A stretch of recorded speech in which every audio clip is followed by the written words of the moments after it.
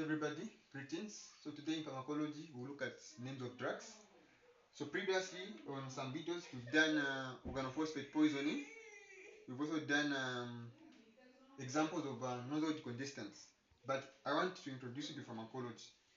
So we'll not do most of the things. Some of them I'll be able to give them in form of a quiz. Yes, and some notes. So if you need some notes, we'll give you guidance on that one. So I think some of the things you can do in introduction to pharmacology, we are going to look at names of drugs. So under names of drugs, we shall look at three items on that one. So names of drugs. So names of drugs.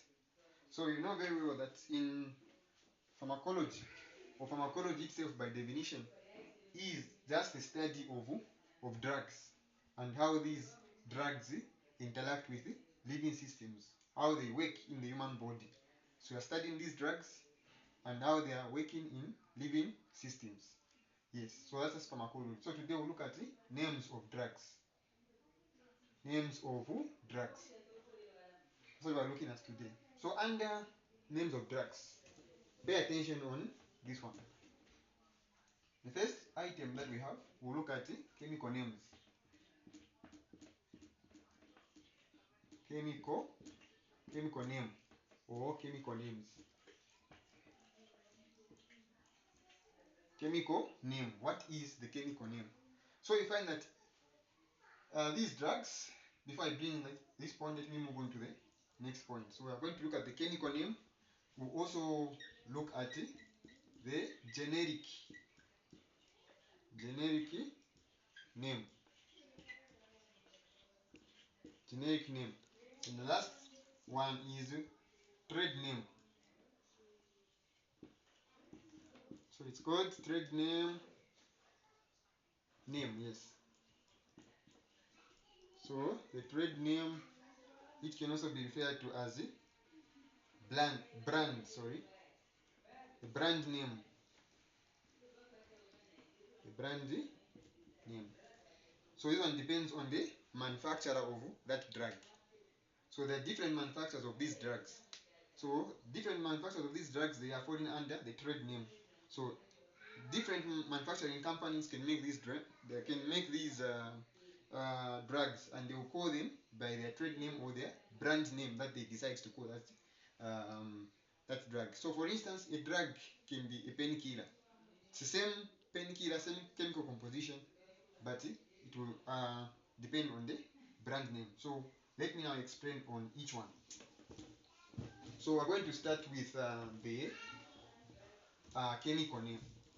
So a chemical name describes a drug's chemical and the molecular composition. So it talks about the chemical composition and also the molecular structure. So under chemical name, we're dealing with the drug's chemical composition and the molecular structure. So drug's chemical composition and the molecular structure. So we're looking at these two things under chemical name. So chemical composition and the molecular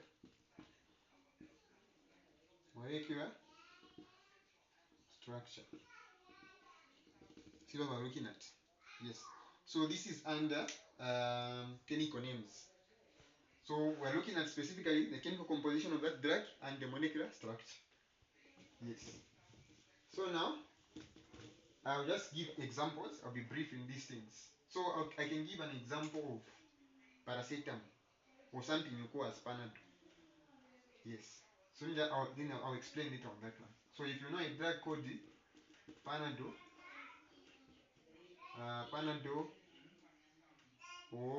because Panadol is when I explain Panadol is a trade name, then paracetamol is a generic name. Paracetamol. So this is not an example of a chemical name. There's just something I want you to understand. So the chemical name of Panadol, which is a trade name or brand name, or paracetamol, which is a generic name. So how do you name this drug in form of a chemical name? So what is the chemical name of Panadol or paracetamol? It's one and the same thing. This is just a trade name. This is just a generic name. But what is the chemical name of Panadol or paracetamol? So the generic name is known as N. Let me just remove this. We explained already. The generic name of paracetamol or Panadol is known as N hydroxyphenyl ethanamide. So N-hydroxyphenyl, just finish it here, ethanamide. Ethanamide. So this is the chemical name of Panadol or paracetamol. So the same Panadol that people know in Zambia or paracetamol. This is the chemical name of paracetamol. So I left out something. So it's supposed to read as N4-hydroxyphenyl ethanamide. So it's supposed to read N4. Let me just maybe write it in front here. So it's supposed to read as N4 like this. And there should be N in front here in the bracket like that. Hope you'll be able to see this. So it is known as N4. Also a fraction bar here. You can correct it. So it's known as N4-hydroxyphenyl ethanamide, or you can refer to it as the aka name. Not so. It can be referred to as N4 hydroxyphenyl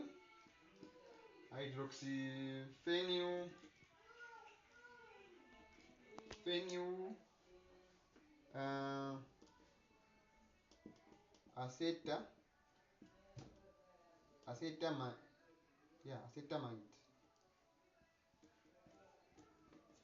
So this is the aka name. So the same thing, N4-hydroxyphenyl acetamide or N4-hydroxyphenyl ethanamide. So that's the chemical name of paracetamol or Panadol.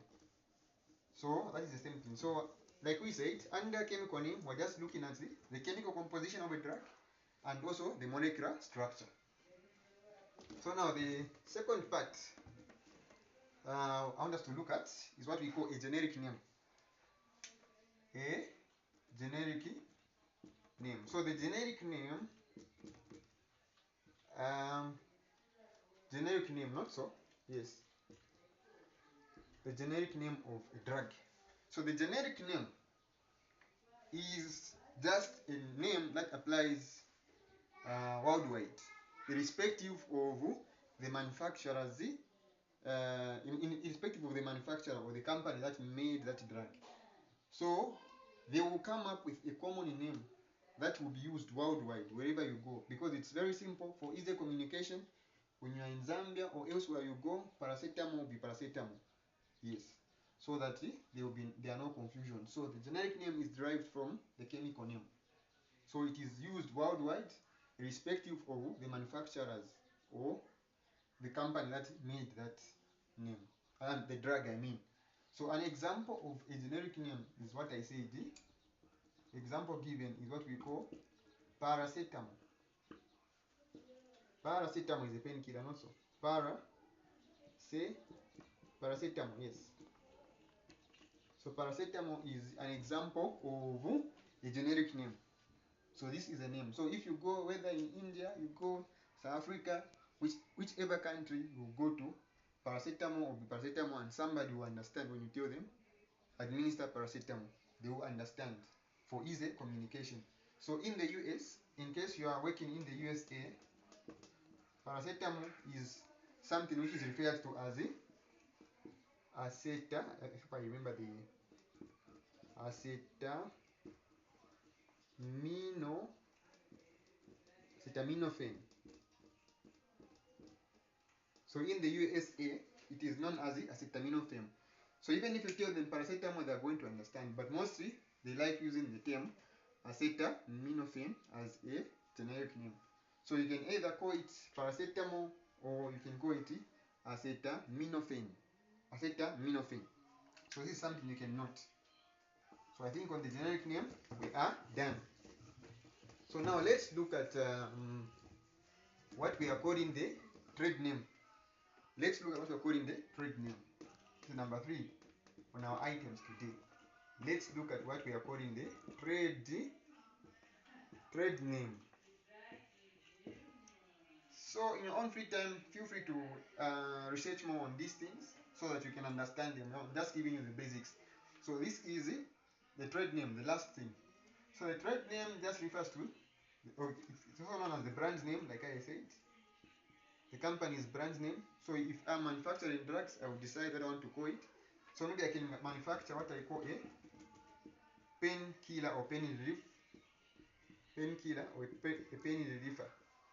I'll manufacture a particular drug. Then as a company or as a manufacturer, I will decide what I will call it, but it is still doing the same function.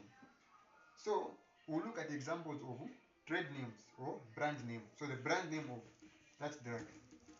So for example, in Zambia here, I don't know elsewhere, we have names like Panado.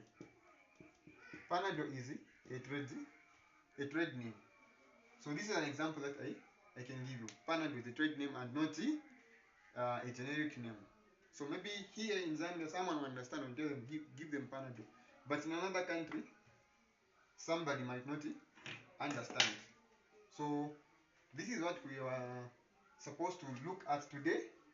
I'm sure you now understand on these things. So in my conclusion, we talked about 3 things today. Chemical name,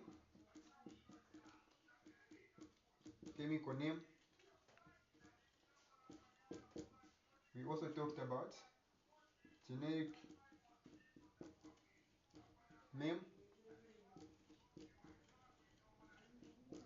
We also talked about, lastly, we talked about the trades. Trade name is also referred to as a brand name. And we gave examples of each of these. So under chemical name, we had an example of N-hydroxyphenylethanamide or N-hydroxyphenylacetamide. Under generic name, we had an example of paracetamol. It's an example of a trade name. A generic name. Also acetaminophen in the USA in case. Then here under the trade name, we talked about Panadol as an example of these names. So yeah, we are improving each and every day. So these are some of the things that you're supposed to know and in pharmacology. We're supposed to know the definition of a drug. Like we said, pharmacology is the study of drugs and how these drugs interact with living systems. So you're supposed to define a drug. You're also supposed to know what poison is. Not so. So if a chemical helps the body, it gives the body benefits, that chemical will be referred to as a drug. Then a poison is something that causes harm to the human body. But you must also understand that a drug can be helpful and also be a poison at the same time, depending on the condition of use.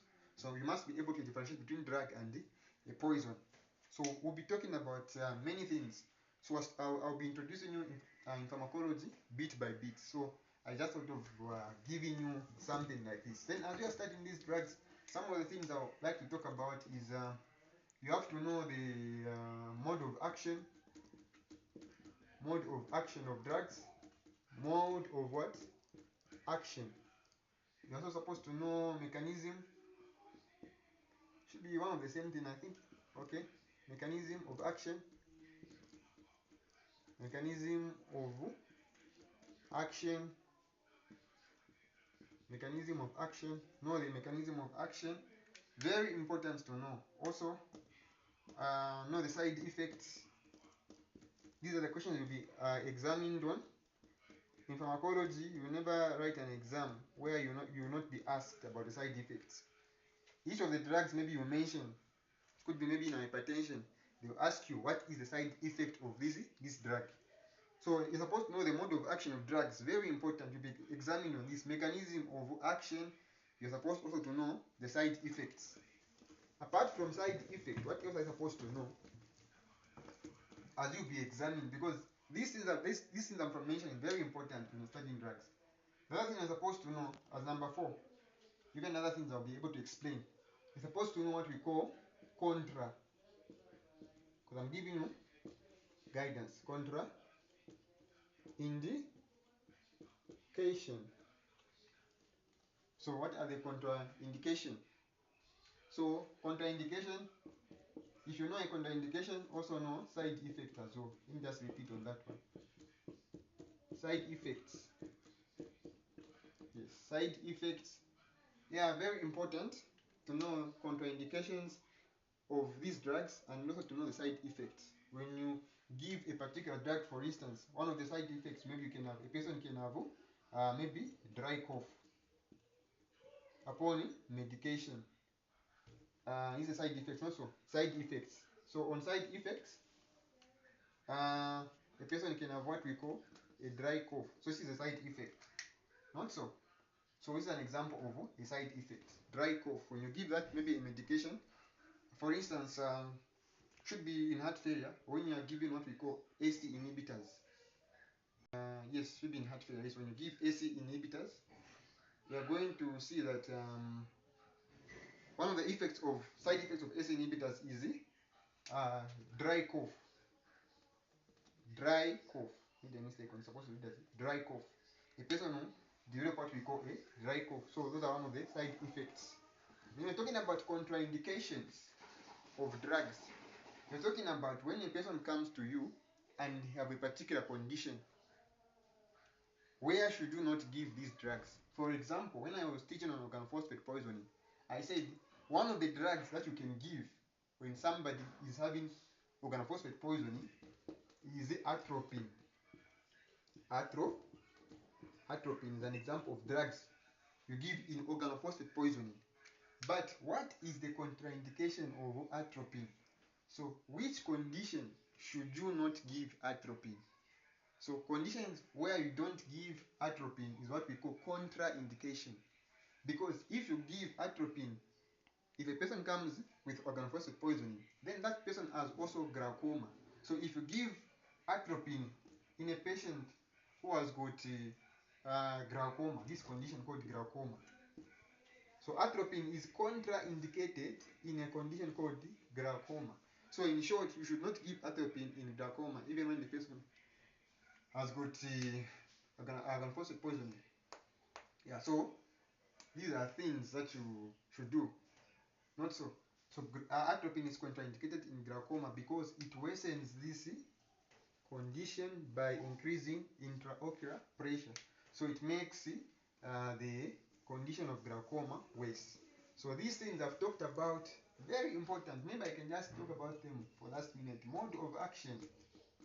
As you go, mode of action, mechanism